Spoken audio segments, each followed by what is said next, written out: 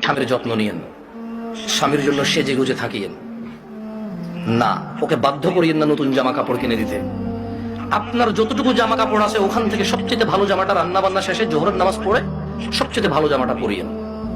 আপনার বাসায় যে অমুক তেল লাগবে তমুক তেল লাগবে চুলে দেওয়ার জন্য ওকে বাধ্য করিয়েন না। যেই তেল আছে চুলে যদি তেল দেওয়ার অভ্যাস থাকে ওখান থেকে একটু তেল নিয়ে মাথা আছড়াই নিয়েন।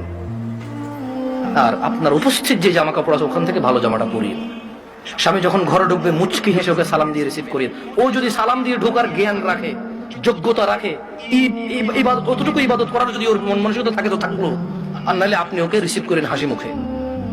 ও গোসলে যাওয়ার আগে গামছা লুঙ্গিটা টয়লেটে দিয়ে আসিয়ে, গোসল থেকে বের হওয়ার সময় গামছা অথবা তোয়াল্লা প্রয়োজন হলে দিয়েন। এরপর জিজ্ঞেস করিয়েন ভাত কি খাবে এখন নাকি একটু পরে। যদি বলে যে পরে খাবে কিছুক্ষণ পর আবার জিজ্ঞেস করেন ভাত খাবে কিনা। ও যদি পছন্দ করে যে ওর বাবা মা বোন এদের সাথে ভালো আচরণ করা, যদি ও পছন্দ করে আপনার পক্ষ থেকে, আপনি ওর বাবা মা বোন এদের সাথে ভালো আচরণ করিয়েন।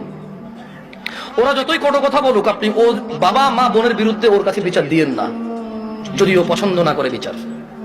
একটু সহ্য করিয়েন। যখনই আপনাকে বিছানাটাকে যাবেন, কখনো রাগ করে বাপের বাড়ি চলে যাবেন এটা বলবেন না। ও যদি আপনাকে বলে এবার তো অনেকদিন হয়েছে যাও না, 2-1 দিন ঘুরে আসো, সমস্যা নেই, তোমার বাবা মাও তো তোমাকে দেখেন অনেকদিন।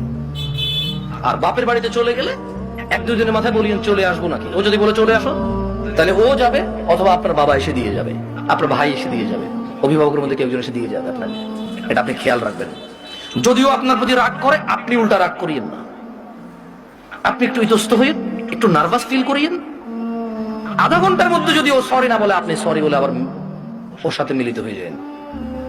আপনার স্বামী যদি বোকা মানুষ হয় তাহলেও ও আপনাকে আস্তে আস্তে পছন্দ করবে ইনশাআল্লাহ।